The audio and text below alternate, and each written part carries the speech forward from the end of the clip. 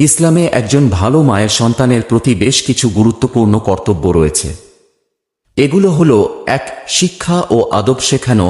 মা সন্তানের মধ্যে ইসলামী শিক্ষা ও আদব কায়দা শেখানোর দায়িত্ব পালন করেন।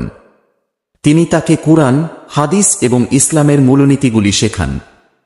২. ধর্মীয় চেতনা গড়ে তোলা।